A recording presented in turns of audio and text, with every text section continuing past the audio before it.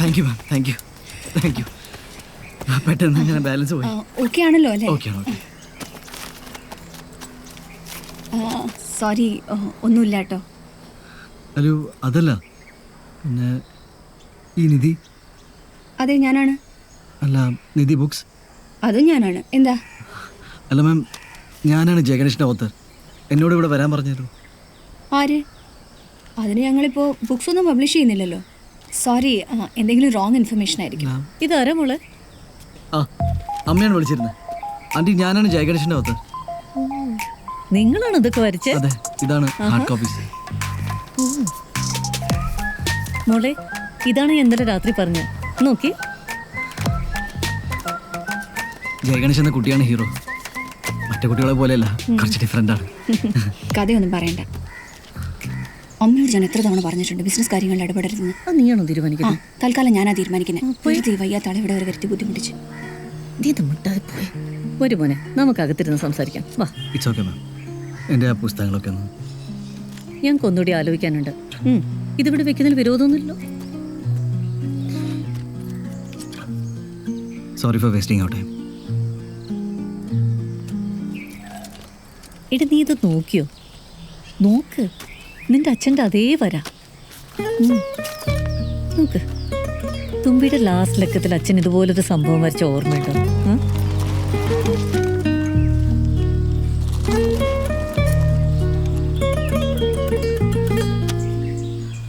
വെള്ളത്തിൻ്റെ കാര്യം വലിയ പ്രോബ്ലമാണ് സാർ. എല്ലാ ടവറിലും ഇത് തന്നെയാണ് അവസ്ഥ. എല്ലാത്തിനും ഉണ്ടോ? അതെ, ഞാൻ ഓൾറെഡി 4 ദിവസം മുന്നേ കോർപ്പറേഷൻ പറഞ്ഞിരുന്നു. അത് ഞാൻ വേണ്ട രീതിയിൽ നോക്കിക്കോളാം. ശരി. ഓക്കെ. എന്റെ ഈ ബർത്ത്ഡേക്ക് എനിക്കൊരു സൂപ്പർമാൻ ഡ്രസ് വേണം. Okay done. അവന് ചെറിയ കോൾഡ് ഉണ്ട്. സിനിമയ്ക്കൊക്കെ പോണോ? നോ, ഐ ആം ഫൈൻ അമ്മ. ഓക്കേ അമ്മ, പോട്ടെ. നീ തണുത്തൊന്നും കഴിക്കല്ലേ. താൻ ഇവിടെ എവിടെയോ ഈ മുങ്ങി നടക്കുന്നത്? ആ പറഞ്ഞ കാര്യം എന്തായി? ഹേ ഹീറോ.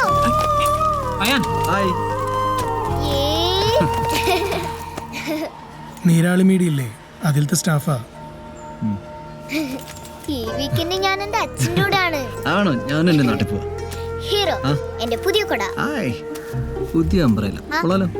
അയാൻ, നമുക്ക് ഇറങ്ങണ്ടേ? ഇന്ന് 150 കിലോമീറ്റർ സ്പീഡിൽ പോണം കേട്ടോ. ഇതുപോലെ നിങ്ങളുടെ നീരാളിയിൽ ന്യൂസ് ആയിട്ട് വരുമോ? അതിന് ഓവർ സ്പീഡിന് സാറിന് പിഴയല്ലല്ലോ, നാട്ടുകാർക്കല്ലേ പിഴ. എന്നാ ശരി, എന്നാ നമുക്ക് പോവാം. അയാൻ, എന്താ? Keep this. മഴ വരുന്നുണ്ട്. എനിക്ക് വേണ്ട. വെച്ചോളൂ, ഇറ്റ്സ് ഫൈൻ. അയാൻ, ഷോ ഇപ്പൊ സ്റ്റാർട്ട് ചെയ്യും.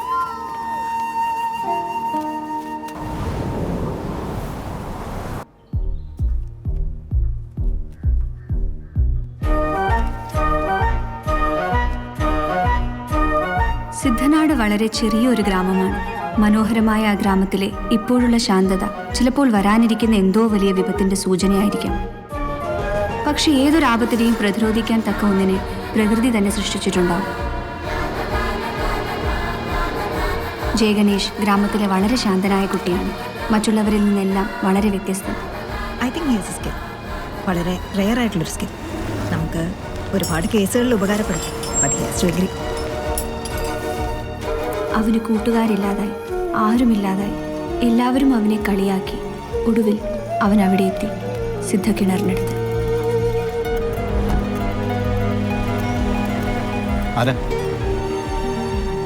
ജയഗണേഷിനെ ഏതോ ഒരു ശക്തി ആ കിണറിലേക്ക് മറിച്ചിട്ടു. അവൻ ആഴങ്ങളിലേക്ക്. ചെറുപ്പത്തിലെ വലിയ ബൈക്കറാവണമെന്നായിരുന്നു അവൻ. ഞാനറിയാതെ കോളേജിൽ പഠിക്കുമ്പോൾ ബൈക്ക് എടുത്തുകൊണ്ട് പോയതാ. തീരുമാനം. ചെറുക്കൻ ഡസ് പഠിച്ച് ആത്മഹത്യ ചെയ്യാൻ പോയി. ഭാഗ്യത്തിന് നാട്ടുകാർ കണ്ടുകൊണ്ട് രക്ഷപ്പെട്ടു. അവനെ ആ കിണറിൽ എത്തിക്കുക എന്നത് കാലത്തിന്റെ ആവശ്യമായിരുന്നു. അവിടെ വെച്ച് അവർ തമ്മിൽ കണ്ടുമുട്ടി. ആ നാടിന്റെ വരൾച്ച തപസ് ചെയ്ത് മാറ്റി ആ കിണറിൽ മറിഞ്ഞ സിദ്ധൻ ജയഗണേഷിന് അവന്റെ ജന്മരഹസ്യം ഓതിക്കൊടുത്തു. ഞാൻ മാക്സിമം അവനെ മോട്ടിവേറ്റ് ചെയ്യാൻ ശ്രമിച്ചു. വാട്ടർ തെറാപ്പി പഠിപ്പിച്ചു. കാലില്ലെങ്കിലും വെള്ളത്തിൽ നീന്താവും. പിന്നെ ഇവിടെ അടുത്തൊരു ഇൻസ്റ്റിറ്റ്യൂട്ടിൽ മൾട്ടിമീഡിയ പഠിക്കാനും വിട്ടു.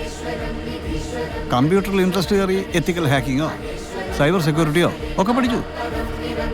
അവിടെ ഒന്നിന്റെയും അവസാനമായിരുന്നില്ല. പുതിയൊരു ജയഗണേഷിന്റെ തുടക്കമായിരുന്നു. ഫൈറ്റ് ചെയ്യട്ടെ. ബാക്കിയുള്ള നാടിനെ ആക്രമിക്കാൻ പൈശാചിക ശക്തികൾ ഉടലെടുത്തു. ശത്രുക്കൾ അവന്റെ മുന്നിൽ ചാരമായി.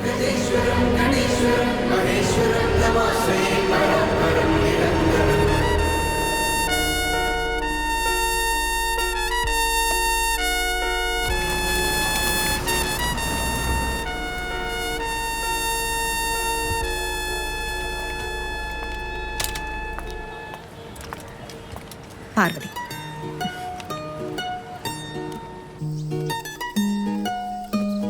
അമ്മ, സംഭവം പൊളിച്ചു. വെറും ഒരു കോമിക്കിനപ്പുറത്ത് ഒരുപാട് ഡയമെൻഷൻസ് ഉണ്ട്. Very deep yet very commercial. അത് ഞാൻ അപ്പഴേ പറഞ്ഞതല്ലേ. അമ്മ, അമ്മ ഒരു കാര്യം ചെയ്യ്, അയാളെ ഒന്നുകൂടെ ഒന്ന് വിളിക്കേ. അത് നീ തന്നെ അങ്ങ് വിളിച്ചാ മതി.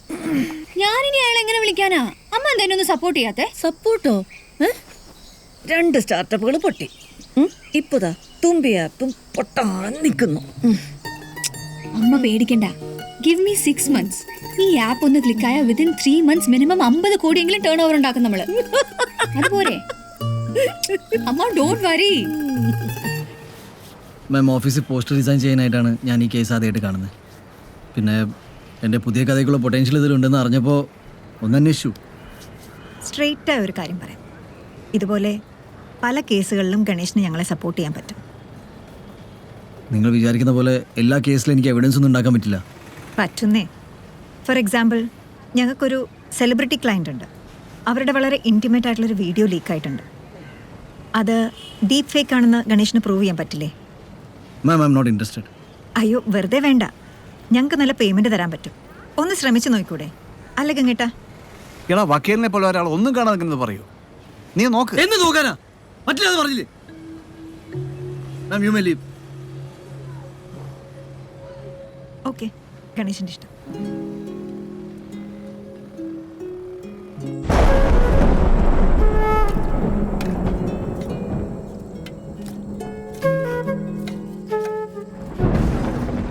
എടാ, ആരോടാ നീ ദേഷ്യം തീർക്കുന്നത്?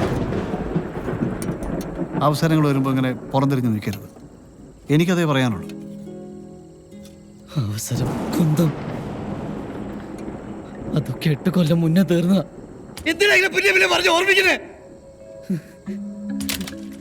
എനിക്ക് വിഷമമില്ലെന്നാണോ നീ പറയുന്നത്? നമുക്ക് സമാധാനിക്കാനേ പറ്റൂ. നീ ഇങ്ങനെ ആയത് ഒരു വിധിയാണെന്ന് വിചാരിക്കാം. എങ്ങനെയായത് പറ, എങ്ങനെയായത്? പറ. I'm a bloody handicapped guy who's lost in life. ഒരു പെണ്ണെന്നെ സ്നേഹിക്കില്ല. എനിക്ക് ശരിക്കുള്ളൊരു സുഹൃത്തില്ല. You know why? എനിക്ക് എല്ലാവർക്കും എന്നോട് സിമ്പതി മാത്രമാണ്. ഇതുകൊണ്ട് എന്നത് വെറുതെ വിടാച്ചാ നിങ്ങളെ പറ്റുന്നില്ല.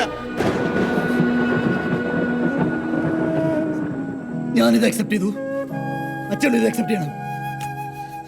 ഇതെന്റെ ലൈഫാണ്. This is it.